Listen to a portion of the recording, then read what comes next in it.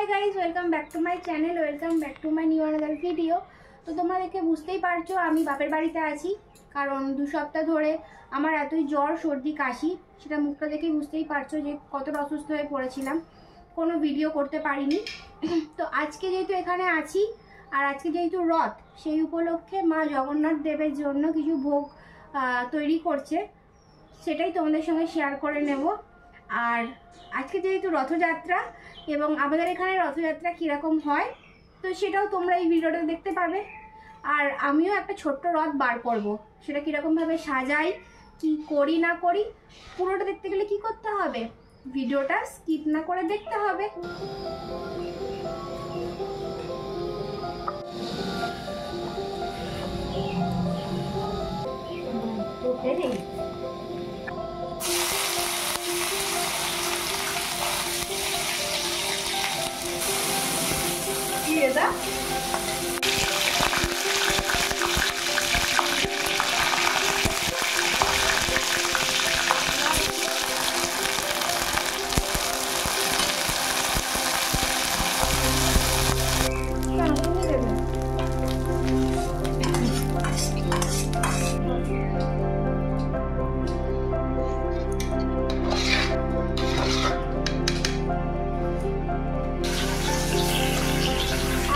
ভাজাগুলো ভেজে নিচ্ছি, মা খিচুড়ি আর পায়েসটা করে নিয়ে নেব।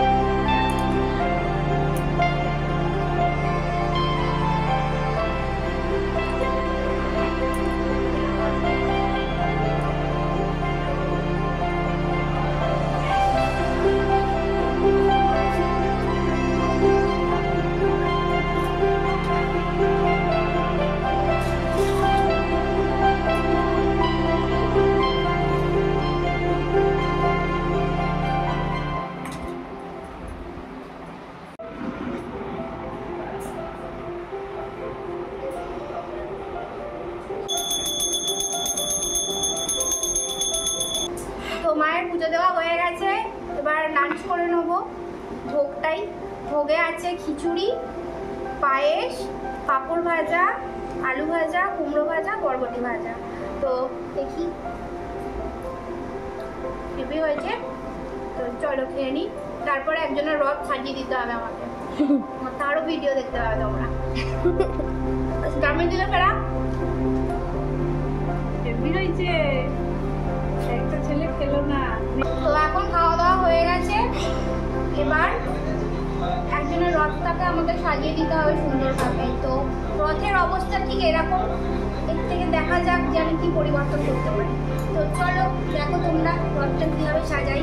এখন চলছে রথের ডেকোরেশন, মাঝপথে সবই উঠলো বা একটু পদক যাই, 3 ঘন্টার মধ্যে সাজিয়েছি। দেখো এখনো কমপ্লিট হয়নি, তো চলো কমপ্লিট হয়ে দেখাচ্ছি।